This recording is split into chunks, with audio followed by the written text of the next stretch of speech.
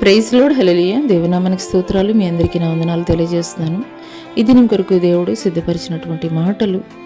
ప్రియ సహోదరి సహోదరుడా, నీ జీవితంలో అంతా అయిపోయింది, ఇంకా ఏమి మిగిలింది? సమస్తము కూడా శూన్యమైపోయింది. ఇంకా నా పరిస్థితి ఏంటి? నేను ఏ రీతిగా ముందుకు వెళ్ళగలను? సమస్తము కూడా నా జీవితంలో అయిపోయింది అన్నటువంటి పరిస్థితుల్లో, దిక్కుతోచినటువంటి స్థితిలో నాకు సహాయం చేసేటువంటి వారు ఎవరు కూడా లేరా? ఇంతవరకు కూడా నా ద్వారా అనేక మంది సహాయం పొందారు, కనీసం వారి నుండైనా కానీ నేను సహాయం పొందుకుంటాను అని చూసినటువంటి తరుణంలో మరి అది కూడా నాకు నిరాశగానే మిగిలిపోయింది. ఇంకా ఏంటి నా జీవితంలో? నా పరిస్థితి ఏ రీతిగా నేను ముందుకు కొనసాగింపబడాలి? నా పరిస్థితులను బట్టి ఏ రీతిగా ముందుకు వెళ్ళాలి?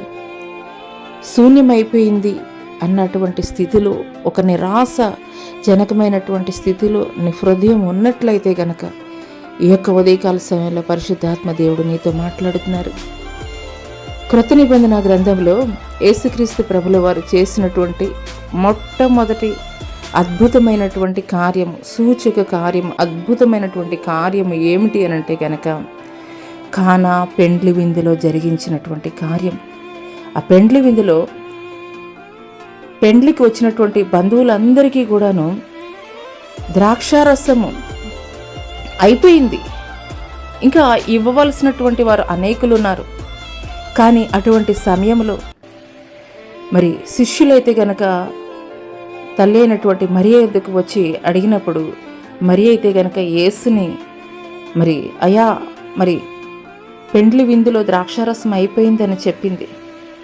అటువంటి తరుణంలో యేసుక్రీస్తు ప్రభుల వారు ఆయన సమయంలో కేవలం ఖాళీగా ఉన్నటువంటి బాణల్ని నీటితోటి నింపమని చెప్పినప్పుడు ఆ నీటిని యేసుక్రీస్తు ప్రభుల వారు ద్రాక్షారసముగా మార్చినట్లుగా అయితే గనక పరిశుద్ధ గ్రంథంలో మనం చూస్తాము. ఆ పెండ్లికి వచ్చినటువంటి బంధువులందరూ కూడా మాట్లాడుతున్నారు. ఎవరైనా కానీ ముందు శ్రేష్టమైనది ఇస్తారు, ఆ తర్వాత జబ్బు పడింది ఇస్తారు. అలాంటిది మీరేంటి మరి ద్రాక్షారసము రెండవసారి ఇచ్చింది, ఇంత శ్రేష్టమైనటువంటిది ఇచ్చారని వారైతే గనక మాట్లాడారు. హల్లెలూయా.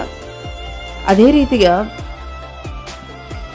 యూదులు అనేటువంటి వారు లేకుండా చేయాలి, యూదులకి ఒక దేశం అనేది లేకుండా చేయాలని ఎంతగానో పోరాడి హిట్లర్ అనేటువంటి ఒక వ్యక్తి యూదుల్ని ఊచకోత కోసినటువంటి వాడిగా ఉన్నాడు.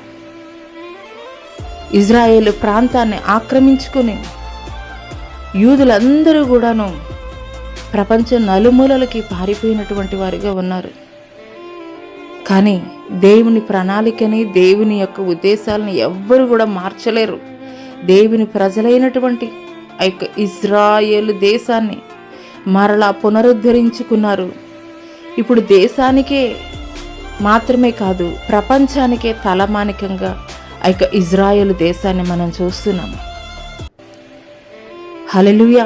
ఈ మాటలు వింటున్నటువంటి ప్రియనేస్తమా, నీ జీవితంలో అంతా అయిపోయింది, శూన్యమే, ఇంకా ఏమున్నది అనేటువంటి నిరాశలో నీవు ఉంటున్నట్లయితే, నీ చుట్టుపక్కల వారు కూడా అదే రీతిగా నిన్ను గురించి మాట్లాడుతున్నట్లయితే, నీవు నమ్మినటువంటి దేవుడు శూన్యములోనే సమస్తమును సృష్టించినటువంటి గొప్ప ఆశ్చర్యకరుడు అనేటువంటి విషయాన్ని అయితే గనుక నువ్వు మర్చిపోమాక. నిరాకారముగా ఉన్నటువంటి పరిస్థితిలో నుండి సర్వసృష్టిని సృష్టించినటువంటి దేవుడు అనేటువంటి విషయాన్ని మర్చిపోమాక. అంతా అయిపోయింది అన్నటువంటి పరిస్థితిలో కానాను విందులో నీటిని ద్రాక్షారసంగా మార్చినటువంటి దేవుడు నీ దేవుడు అనేటువంటి విషయాన్ని నువ్వు మర్చిపోవద్దు. తన ప్రజలైనటువంటి వారిని చెదరగొట్టినటువంటి పరిస్థితుల్లో మరలా ఆ యొక్క దేశాన్ని పునరుద్ధరించి ప్రపంచ దేశాలకి తలమానికముగా ఉంచినటువంటి దేవుడు నీ దేవుడు అనేటువంటి విషయాన్ని నువ్వు మర్చిపోవద్దు.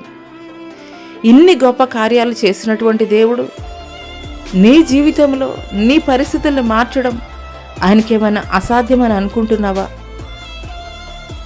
సంపూర్ణమైనటువంటి నమ్మకం దేవుడి మీద ఉంచు. ఎన్ని అద్భుతాలు చేసినటువంటి దేవుడు నీ జీవితంలో కూడా అద్భుతమైనటువంటి కార్యం జరిగిస్తాడు.